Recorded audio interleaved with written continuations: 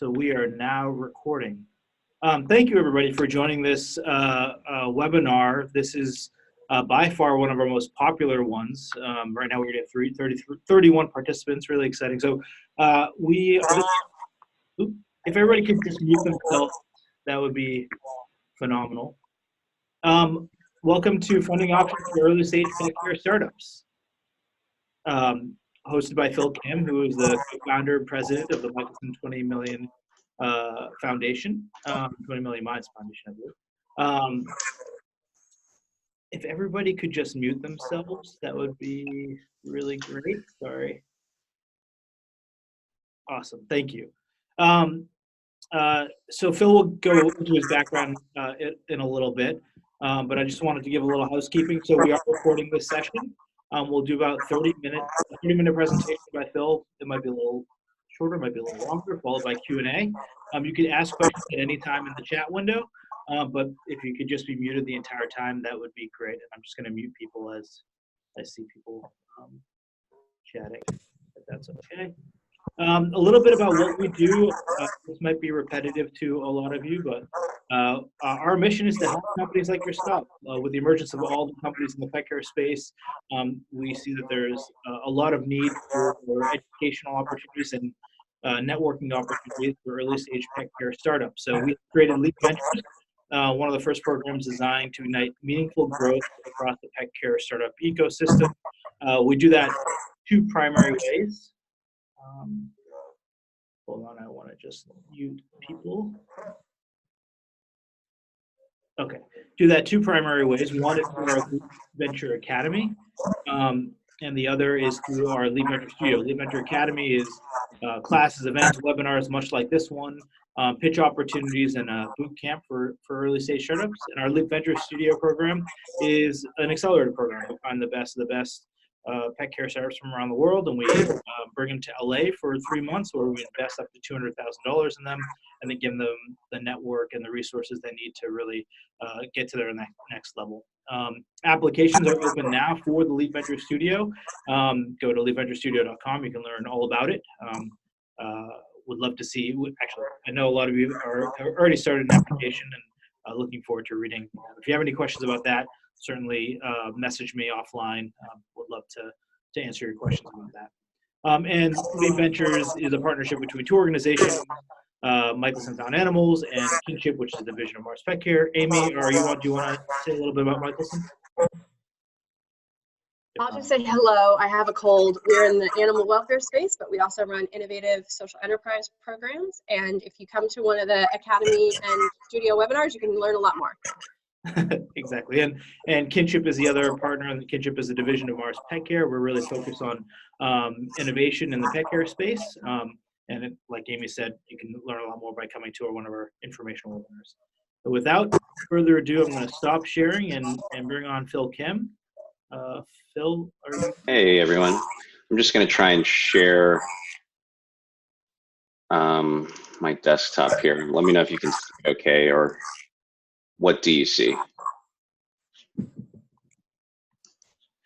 I see the fundraising fundamentals. Just the slide deck? I see something over it. Okay, some notes there. Yeah, I see notes. Yeah. So I can share this.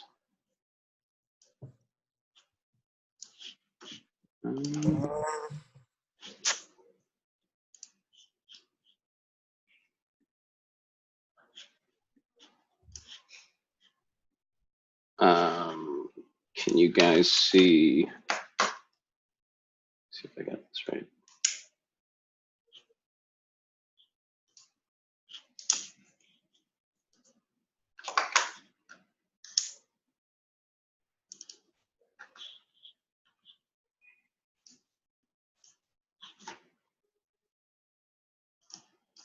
Sorry, a couple of issues here.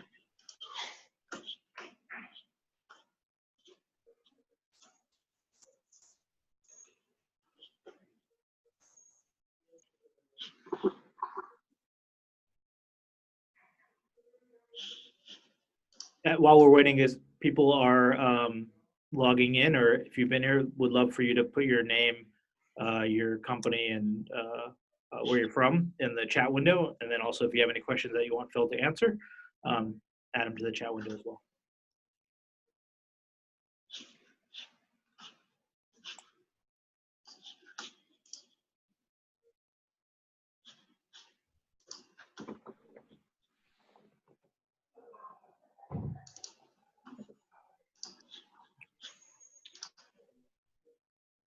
Great. You guys see the disclaimer? Yep, we're good. Okay, great. So, and apologies if this is maybe basic for some of you, but we'll just sort of try and start at the top, and happy to dive in a little bit deeper with whatever you guys would like to cover in addition. But just a quick few points about me. I've been involved now with the Michelson organizations for just over a decade, and in that time have worked on about 60 early stage deals, similar in flavor to, I'm sure, what a lot of you guys are working with, and have led the sourcing and diligence, negotiation, and execution for about half of those. And of course, we've looked at somewhere between 80 and 100 for every one of the deals we've actually closed on. And all of this has been done from a somewhat unique structure in the venture world. We are kind of an evergreen platform within a family office with AUM over $2 billion, also active across a wide range of other asset classes, about a third in real estate, another quarter out in various LP positions with third-party managers, and a pretty healthy internal debt and equity portfolio as well. And I've been with our funder, Dr. Gary Michelson, for, as I said, over 10 years. And in addition, in that time, have worked in other programs, other capacities, such as Coffin Venture Fellows, been a partner in M&A advisory, and advisor for Village Capital and a few others. In addition to simply being on the investor side of the table, I've also supported a number of our founders within our portfolio to raise follow-on capital as well. So I empathize with what you guys are going through. But hopefully, some of this can be helpful for you guys as you make some of those key strategic decisions.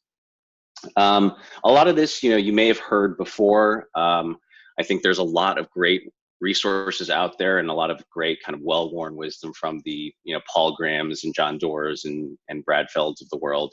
And this is some of, I think, the sort of the high-level points that have served me well in some capacity, working on the venture side and supporting founders as well. I will add that there's a pretty deliberate trend in the industry to have this process be more transparent, more manageable for both investors and founders. So if you'd like, further recommended reading or would like other kind of resources, happy to point you towards those as well. So just a quick disclaimer. A lot of this is, I'd say, more art than science. You'll find a lot of rules of thumb and back of the envelope types of calculations here that can provide a gut check for a lot of the numbers and parameters as you go through this process. But it really is unique to each company, to each investor that you go after, and it really is not a one-size-fits-all program. And I will add that this is mostly drawn from my direct experiences. Of course, a lot of readings, but my direct experiences in sort of building the portfolio.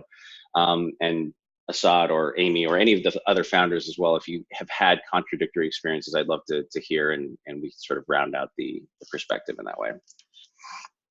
So this is a quick look at just kind of the agenda that we hope to move through. Keeping it pretty high level, but trying to address some of these big questions as you guys think towards that next fundraising round. Again, there's a lot written on each of these things.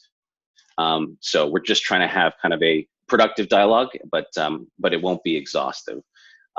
We won't, unfortunately, have time today to get into kind of structuring the pitch or conducting the negotiation or strategy for that, or the deep dive into kind of the legalese of investment instruments. Though I do think other parts of the Academy program will cover that if you haven't already. Sorry if those were kind of the meaty bits that you wanted to go through, but hopefully you'll get some of that throughout the rest of the program. So just kind of diving into the funding instruments. Just doing a quick survey of kind of what is out there for you. I think before that, it's worth noting that all of this begs the question of whether you really are running a venture backable business. I think very often these days in kind of the tech investment environment, founders will try and shoehorn themselves into that model. But it is important to have a well-developed why for the sake of the business and for the sake of conversations that you're having with investors that can be tricky to court. And most of it comes down to, I think, a question of growth and growth potential, which is what really makes you guys a venture backable business. And the primary characteristic that makes you a fit for a venture fund and their sort of returns profile and the model for that vehicle, which we'll get into in a little bit as well. We'll get into the rationale, the target returns, and a bit more on the venture fund side, so you guys can really think about how well you guys fit into that model. Because the whole process can be quite time-consuming, exhaustive, and more than anything else, a real distraction in terms of letting you get back to running the business. But let's dive in with sort of the assumption that you are a venture backable business and you are now kind of ready to go out and raise more serious capital. Broadly, we can sort of think around 4 or 5 buckets of capital that are available to early stage funders. In the interest of time, I think we'll just mainly focus on the convertible instruments and equity here today. And again, apologies if this is basic for some of you, but hopefully it'll give context to those of you that are new to the process as well.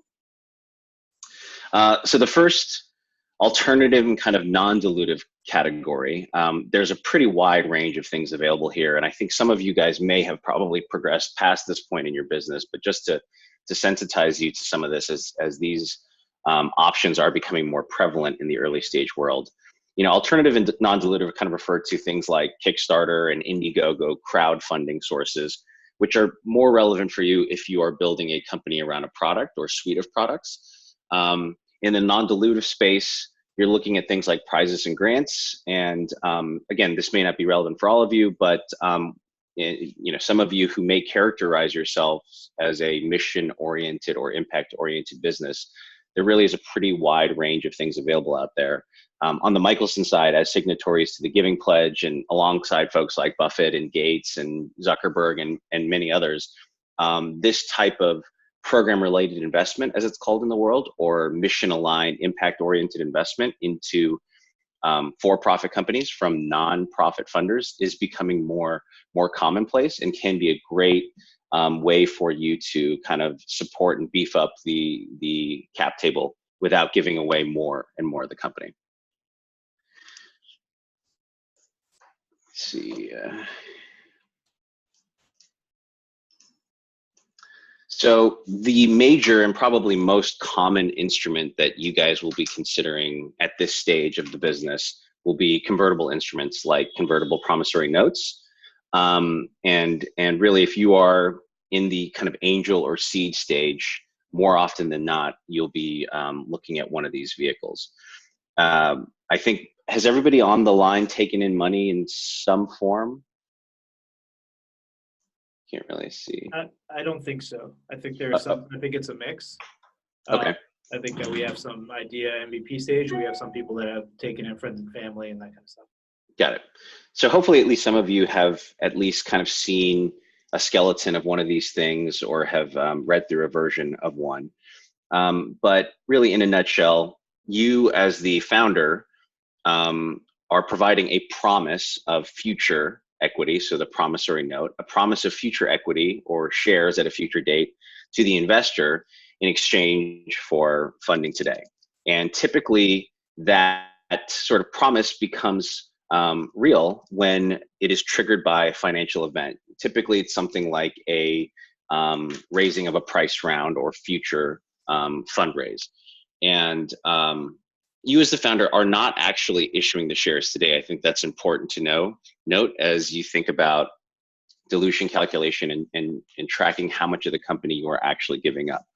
So it's a promise for future equity.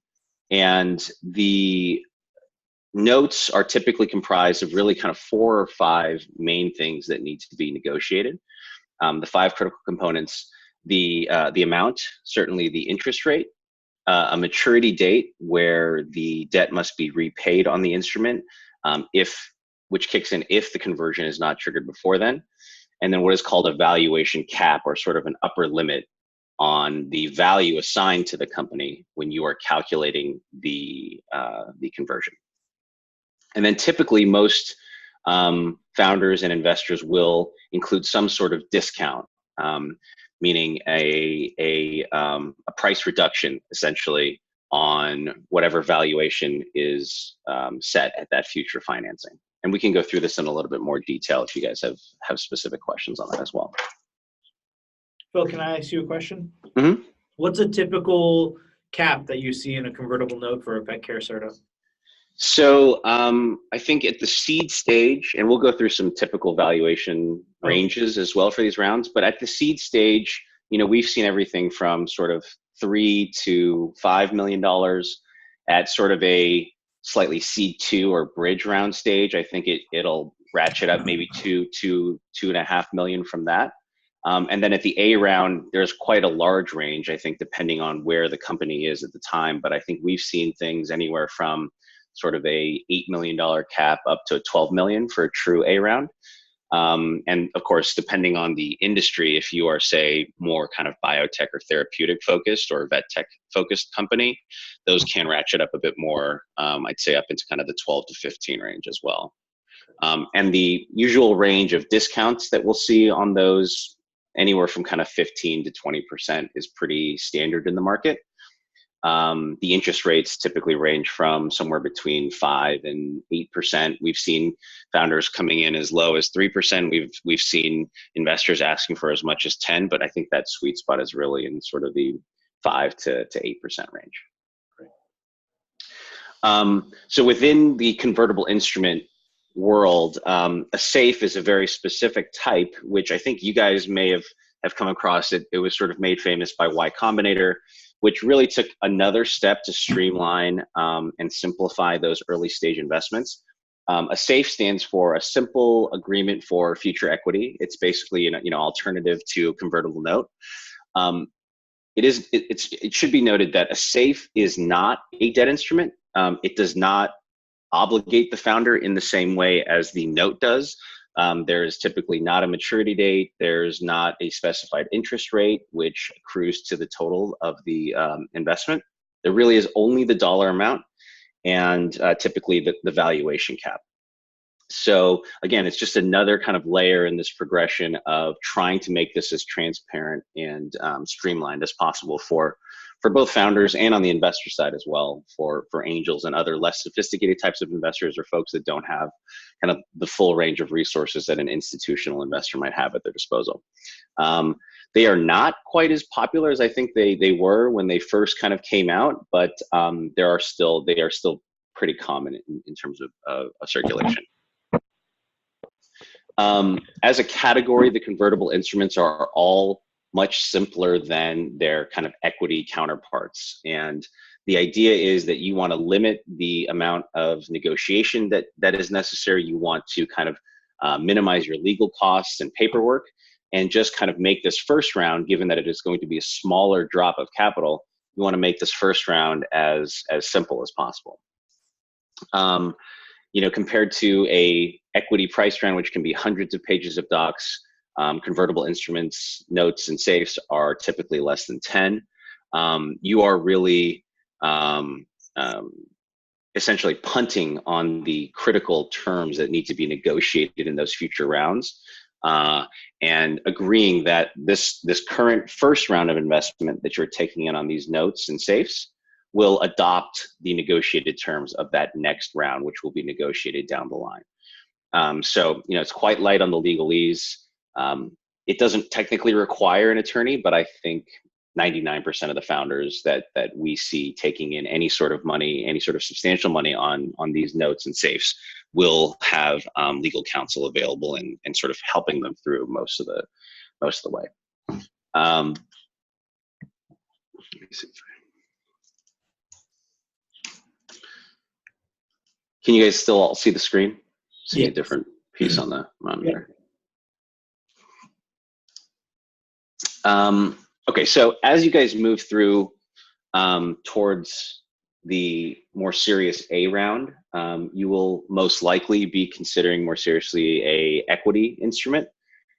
Folks will still kind of raise, I think occasionally on a C2 or a bridge, we'll raise using convertible instruments, but typically I think the market standard for A rounds has become equity rounds. So, you know, priced rounds, as they're called alternatively, is really an offering and sale of those newly created shares, preferred shares to investors. And these, as I said, rounds will be much more highly negotiated. Typically, you will find a kind of anchor or lead investor who will negotiate the terms with you and then set essentially a set of terms that the rest of the investors that are coming out to fill out the round will be agreeing to and signing on for as well. It's going to be a much more extensive process, much more costly in terms of legal. You'll have to work through things like employee stock option plans, preferred provisions, other investor rights. You'll have to really think through things surrounding kind of issues of control and giving folks seats on the board for those larger investors. So you really will want to be prepared for that as you kind of move towards the more serious funding rounds. And again, if you have taken in money now in sort of the seed, C2, or angel stage on those previous convertible instruments, those will all convert typically, given the triggers that are set in those first instruments. They will all convert now into true equity for those investors at the company at that time. So one of the big kind of words of warning here, and a lot of investors aren't tracking this carefully, a lot of founders aren't tracking this carefully enough, is to really be religious about knowing how much of the company you've given up. Because the cap table will have different types of instruments. You might have multiple rounds of convertible note funding that have different valuation caps and interest rates and maturity dates and triggers. It can be tricky to know exactly how much of the company you've given away up to a certain point. But it's really critical for you guys as founders to track that very carefully. There is now a number of platforms and other tech products out there that help you work those calculations. But again, having kind of legal consultation there and understanding where the numbers really lie in the cap table will be pretty important for you guys. Is everyone generally comfortable, Assad, with the idea of dilution and sort of how a valuation and no, I think you should, if you have any insights, I think that'd be great. Like, one question is maybe how much of your company should you be giving up per round of investment? Sure. Yeah. So in an equity round, it's typical to see the investor pool collectively pursuing ownership of about 20% of the company. I think that's the general rule of thumb for the market. And so the rough calculation, if back of the envelope, you've got your sort of pre-money valuation plus the money that you raised will get you to what's called your post-money valuation. So as a quick example, if your pre-money valuation is, say, $4 million at this stage, and you are going out to raise a collective $1 million of funding, now out of the post-money valuation of $5 million, you've given up around 20% of that company. So it's the amount that's been invested over the post-money valuation, which gives up the kind of the total dilution that you're taking on, or the ownership stake that you've given up at the time. And the valuation is what's negotiable. That's right. Mm-hmm. And well, it's kind of a, there's an interplay there between all those pieces, because you will have some flexibility also in how much funding you're trying to take in as well. There was one question about a KISS. Any word on a KISS? Yeah, I think people look at that as sort of an analog to as a comparable instrument to a safe, and it functions in much the same way. It's intended to streamline the process further. I believe the major difference between a KISS and a safe is that they were just made popular by different groups. I think the KISS came out of, was it Techstars or 500 Startups that really kind of made that their standard, but in most ways they're similar. There may be some various, some specific differences in the way that they structure the provisions and triggers, but for the most part, they are both intended as a sort of streamlined version of that convertible note to improve transparency and create something that is both founder and investor friendly as much as possible. This is probably not relevant for you guys until you are at the A round, but we've worked with a lot of founders that have asked about this, and it does become relevant. But essentially, there's another world of sort of venture debt that's out there as well. These are all sort of loan type instruments that can work for high growth startups in the venture space, and they can come in as part of the capital stack to really lower the blended cost of capital for founders. And typically these types of funding buckets are coordinated with a larger equity round, and it essentially will leverage the money that a company is taking in during the equity round to provide a, again, lower percentage-wise cost of capital and kind of lower the cost for the entire round of funding. But it piggybacks typically on another equity round. And happy to talk about that further if some of you guys are kind of at that stage or specifically considering venture debt as part of the cap table.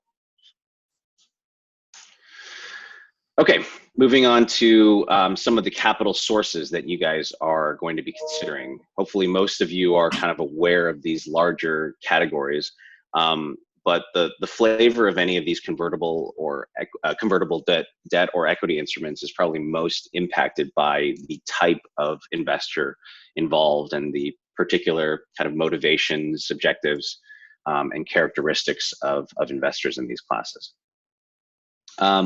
And the differences are worth noting, I think, because they'll have different definitions of success and incentives and kind of behave and interact with you as founders quite differently.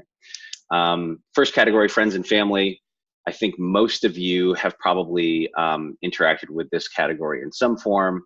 It's pretty self-explanatory. The check sizes typically range from 25K or so to up to 50K, depending.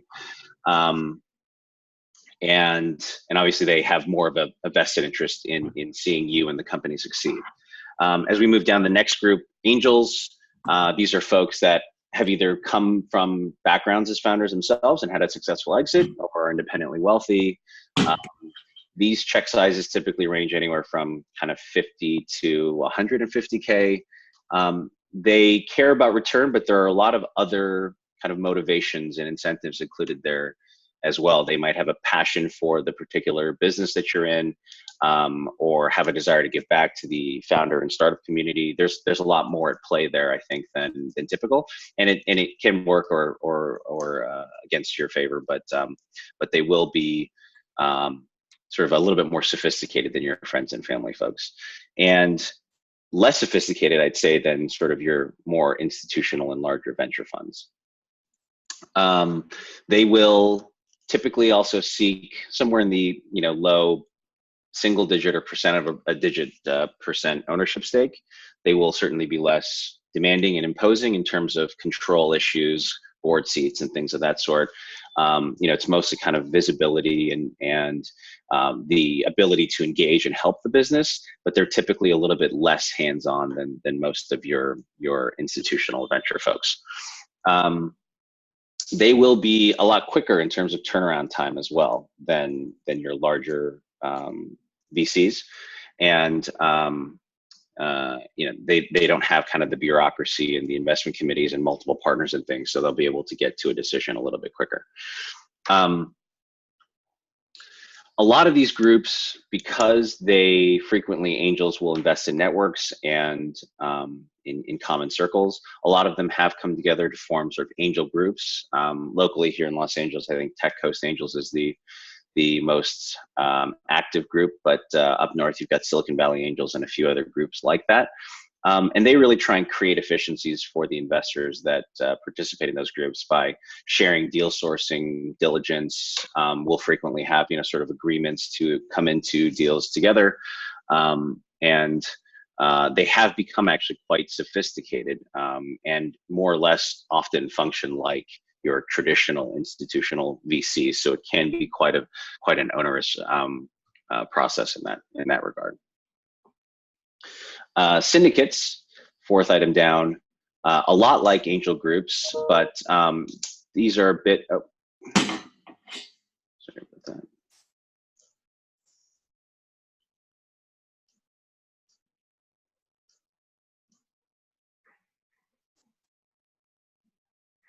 Can you guys see the screen still? Yes. Yep.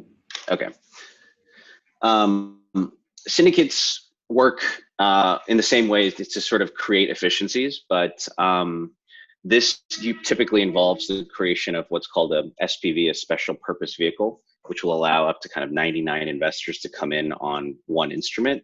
And the idea here is to create a less complicated process and certainly a cleaner cap table for you as a founder. So, rather than having 30, 40 individual investors on a party round, a lot of folks will try and form a syndicate and have one sort of syndicate lead that may also be incentivized to push the deal through. They typically take something like a 10, 15% carry and structure and coordinate all of that for their investors and the founders so that they're able to kind of pool together a lot of money in this syndicate format to be one item, to be one line item on the cap table and get the deal done a little bit quicker and cleaner way. And the other major alternative category are the corporate strategics, which Kinship and a few other funds in the pet care space would fall into that category. And typically, there is some added, I hate to use the word, but synergy and motivation from the company, the parent company, that's looking for really visibility into the leading edge technologies of that category. And finding a way to sort of interact with those founders, scout and nurture companies and technologies that could either be a nice complement to their platform of technologies or a potential target for future acquisition.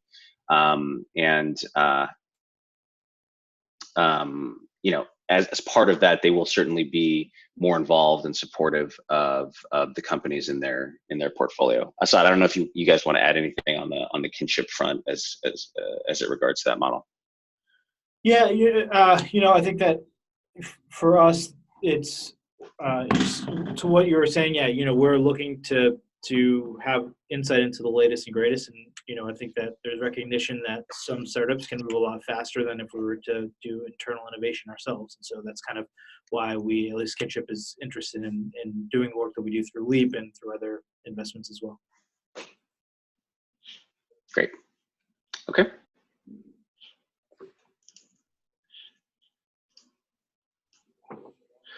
And so lastly, we come to the venture funds, and relative to the other categories of investor, you are typically looking at a bigger check size, but that also comes with a bigger process and bigger bureaucracy, and certainly higher demands in terms of ownership stake and control of the company. As I mentioned before, venture funds will typically try and come away with collectively with about 20% of the business on a post-money basis. They are going to ask for board seats and voting rights, things like the ability to veto future funding rounds or an acquisition, and even the hiring of kind of executive officers for the company. So there's a lot more at play. And again, once you're involving venture rounds and looking at more of a serious price round, these are all things that you definitely want to carefully negotiate. Maybe not at this stage, which is why you use those simpler vehicles, but at that later stage, it's a quite involved process. So be prepared for what goes into sort of papering a deal like that. It should be noted that venture funds are incentivized quite differently as well versus the rest of these groups. They answer to LPs, and the expectation for the partners at a venture fund is that they are much more engaged and highly assertive in terms of the ownership stake that they seek and the influence that they exert on the founders and the companies. So it is really important to select those groups very carefully. So you really need to think about kind of the fit for you as you engage in some of these investor conversations. So, really the broader idea of how you select a venture fund and how you sort of create the top of the funnel for groups that you want to talk to. There's really, I think, a very practical element to it. But to give you a bit more, I think, context and to help you understand sort of what the model for venture funds is and how they think about building their portfolio and their returns. There's quite a bit of dynamics there, but essentially the general structure and strategy for venture funds is there's one or two or three sort of GPs of the fund. Typically, one will be the lead for your deal and sort of bring you into the conversation and be a champion for you if they feel it's a good fit for their team. These are the folks that are investing the fund, which is typically comprised of LP dollars from things like pensions and endowments and family offices. And they are seeking to deploy that capital typically over a set period of time, usually kind of 8 to 10 years for the most part. Every fund will have a pretty clear focus, and I think it's important for you to do that research ahead of time. It's no secret most will put on their website the exact parameters of their sweet spot for investment. They will kind of lay out the specifics around stage and sector and model that they prefer to invest in. So you really want to know sort of what your target universe is for investors before you go out sort of chasing and trying to have those conversations. You want to be sure that you're spending your time wisely in terms of kind of building that list of funders to go after. In terms of kind of fees and target return, most venture funds are going after somewhere north of a 3x return on the fund. And they really evaluate every single opportunity that comes into the portfolio as a company that can potentially return the entire fund. So again, that kind of goes back to that question of, are you really a venture fundable business? That's sort of the bar that's set for you guys as you think about your viability, funding viability with one of these groups. You really want to be considered as a company that can return the entire fund. Because in the model, if you have a portfolio of 10 companies, for example, the expectation is 5 of those will go away within the next few years. 1 or 3 may do quite well, and sort of the 1 or 2 are the ones that are going to emerge as the clear kind of winners and return the fund. Oh. Phil, can I ask a question? Mm-hmm. What is it? Talk to me about. A lot of people will see things like a venture fund and reach out and want to talk to them, but they're at the MVP stage or the early revenue stage. Talk to me about what the reaction is from investors at those kind of VC firms when they're talking to those early stage companies, and what the reaction is, and basically timing. Yeah. So I think a lot of if at this stage you guys are trying to have or at least start those conversations with these venture funds, which is not a bad thing at all. I think there's definitely value in building that conversation and that relationship over time. But a lot of what you might hear is sort of come back to us when you hit a certain level in terms of top line revenue, or you've sort of hit these different milestones in your KPIs that have significantly sort of de-risked the business to make it more of an investable opportunity if they are a fund that's operating a little bit later. And that's, I think, a pretty common response from some of the institutional folks. Rarely is anybody writing a check on that first meeting. I think they are trying to kind of track your progress, see how well you execute on the things that you say you will, and are sort of meeting the milestones that you set in either in your projections or sort of strategic plan for the year. So there's quite a bit of I think, nurturing and developing of that relationship that comes. So I think, the important thing to remember is not to be discouraged from the first no, or first, don't take let's track your progress and come back when you guys have hit X, Y, Z. Don't take that as a no. It really is, I think, for most investors, an earnest request that you stay in touch and keep them abreast of progress if they feel like there's a baseline fit there for the fund. So does that answer the question? Yeah, totally. Yep. Thank you. The other thing to consider is, based on how much you're trying to raise and sort of the valuation that you're setting, you want to also think about sort of fund size and corresponding check size for these different funds, because there are multiple categories of venture funds as well as there are many stages of company. You've got kind of on one end the micro seed funds that are writing checks from 100 to 150K, seed funds that are 250 to sort of your 1 to 2 million per deal, and then more of your Series A funds that are participating in larger rounds and therefore writing checks that are kind of 1 million and up to 5 or 7 or 8 million in some cases, for those that are leading the deals. So, just be aware of that as you're thinking about how, sort of the economics of how you cobble together the round. Most funds will also reserve quite a bit of their fund for follow-on investment. Typically, it's somewhere around half or 2/3, and that is a way for them to keep companies afloat, to really double down on those companies that they see with the potential to be those outsized winners in their portfolio. That is something that you want to kind of track how much is left in that fund, because it will determine sort of how critical they are as well, and sort of how selective they are. It's sort of as venture funds evolve through their life cycle.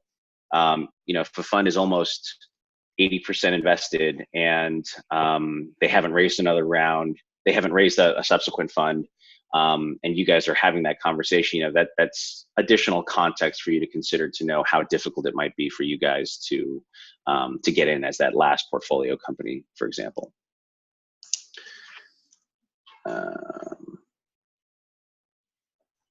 And Phil, we have about 15 or okay. Let me move through this a little bit more quickly. And then, of course, you want to consider some of the sort of intangibles, the value that venture funders can give you in terms of their network, which might be specific to your space and industry, and the introductions that they can make, or the doors that they can open for you.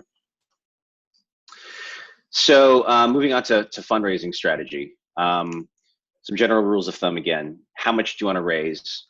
A standard in the industry is something close to 18 months of runway. Typically it's kind of 12 to 24, but 18 is a nice average. Some will kind of subscribe to this idea of raising as much as you can. I never really understood that. I think you guys should really be cautious and specific in terms of how much you're going after. Typically, the highest cost to any company is going to be the talent. So again, another rule of thumb alongside the 18-month rule is a quick back of the envelope calculation you might want to think about. The number of employees you want to have on your team times 15K times the number of months you'd want in terms of runway. And that sort of also has a bit of cushion there in terms of benefits and other overhead that you're considering, but that's just another rule of thumb. And ideally, you will be raising against what you could characterize as an accretive milestone. And by that I mean sort of a targeted set of hurdles that you will meet and overcome to justify the next raise at a significantly higher valuation. So something that would really distinguish you from a seed stage company to a Series A stage company. And sometimes this will be very clearly defined. It might be FDA approval or the kind of completion of some set of clinical trials, something that really tangibly and significantly de-risks the business. Other times it'll be more of kind of a moving target, top line revenue figures, other types of KPIs that you guys are tracking that are critical to the business. But again, you want to clearly be able to articulate and define why the business is substantially different today at this next fundraising round than it was at the previous one.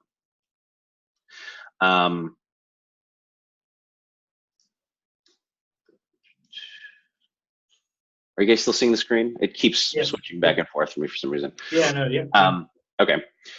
The other thing to consider is that you are doing all of this in a marketplace, and there are accepted sort of ranges and averages in each of the stages. Sometimes they will feel kind of unjustifiable or not as grounded in business fundamentals as you may want them to be, but I think because of that, it's still important to know, what you're working against as you kind of go out and set these moving targets with valuation and how much you're raising and so on, and having those negotiations with those investors. This is just a quick view of what's been happening over the last year, this last 2018. These are in the blue. You'll see sort of the average seed and angel round sizes over those 4 quarters. As you guys kind of think of, context of what's sort of normal in the marketplace and how much you guys need relative to that. As you move towards the next stage of funding, these are A and B rounds, you'll see that the amounts raised jump significantly. This is skewed a little bit by, I think, companies in biotech. And again, this is A and B rounds. So you're seeing significantly higher fundraising rounds, but this is kind of just to give you guys a flavor of what is out there in the market. There's great resources out there, Crunchbase, PitchBook, all these other things that track the overall kind of metrics in the venture space. So there's a lot of data out there for you guys to kind of compare and measure against as you're formulating your own strategy. And so all of this, the interplay between how much you're raising and your valuation, how much you're giving up is really critical to this. But again, there is no real precise formula because you are trying to value the potential of your business. And it's inherently going to be an inexact concept. There are, tons of different methodologies out there. I think it's difficult if you can't accept that there's going to be some, level of guesswork and sort of finessing with this thing.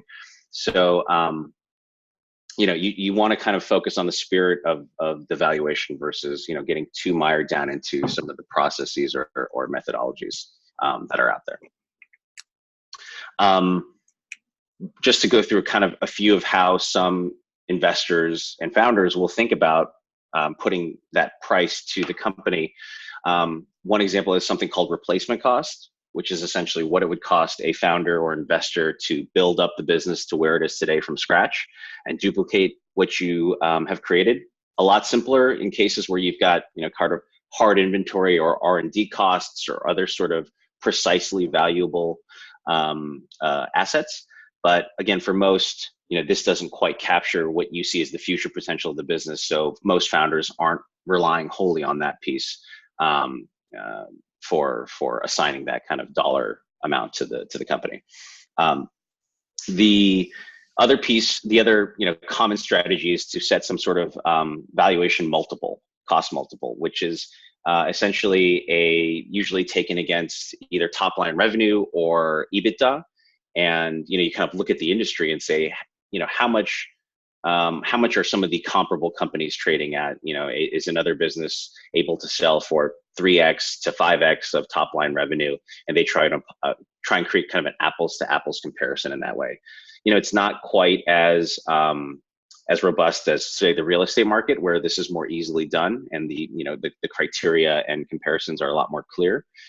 There's a lot more kind of art to this piece as well, but another common sort of technique as you guys go out and have these conversations with investors. And the other piece is to consider, I think, again, the target ownership stake, 20% of what that investor pool will want to take away in the company. So it really is kind of that interplay between valuation, the target investor stake, and the amount of capital that you're reasonably trying to take in at that round. And then the last point I'll make is just that, again, this is a marketplace in terms of how much you're taking in, what's standard for how much you're taking in. The valuation has also sort of been standardized to some extent, and there are comparables out there for what is an acceptable valuation.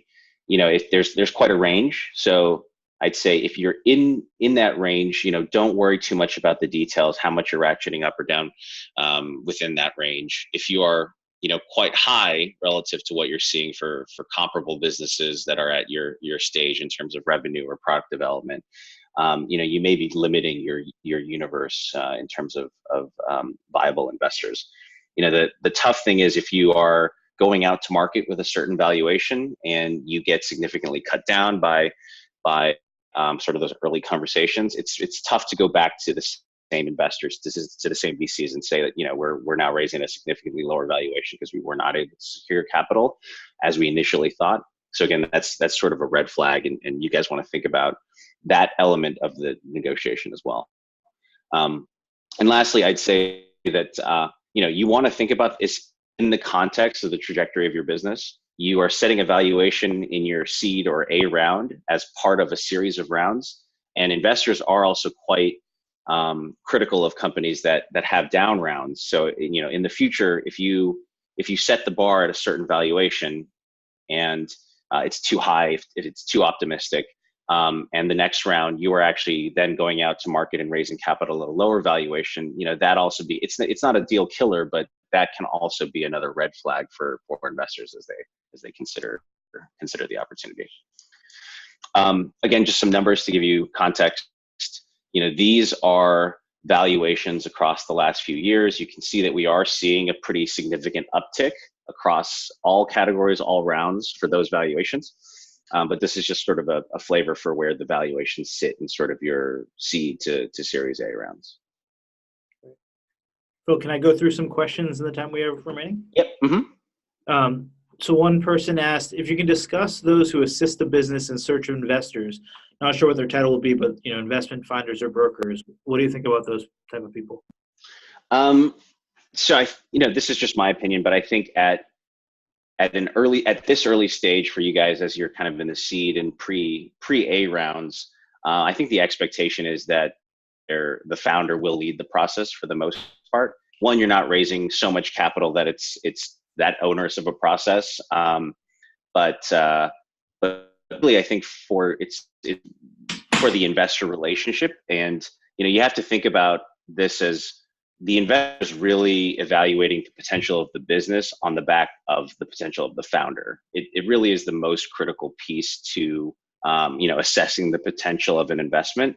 So they will want to not only interact with you most of the time for this process anyway, as part of kind of building that rapport and accurately assessing the value of the company.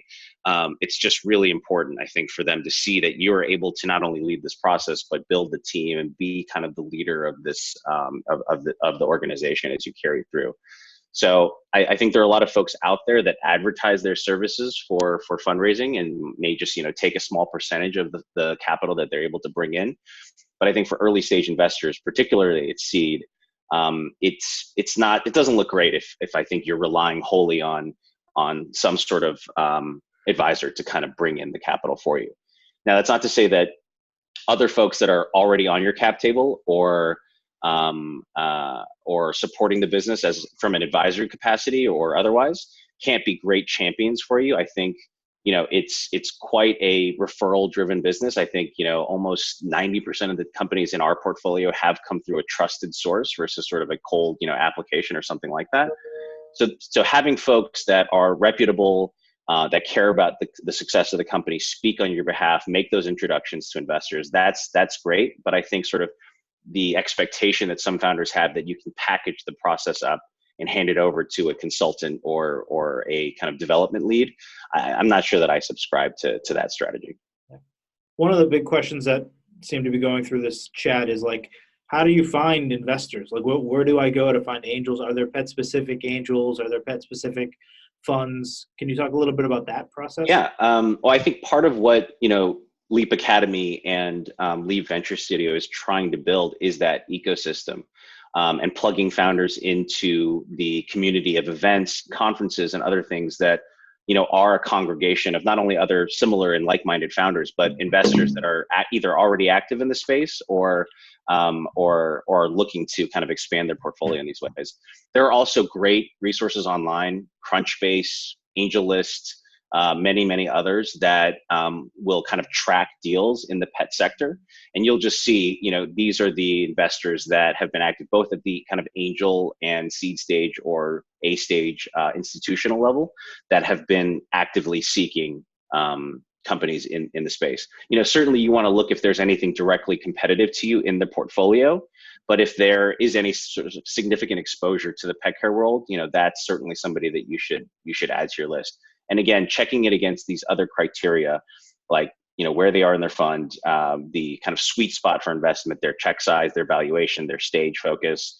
And some venture funds will also focus on certain types of models, B2B, B2C, and so on. So again, there's a number of limiting criteria. So you kind of start with this large universe of potential folks and kind of whittle it down and then prioritize based on fit. But looking at resources like AngelList and Crunchbase are a great place to start, because you can see who's been active over the last 12 to 24 months on comparable deals and comparable rounds.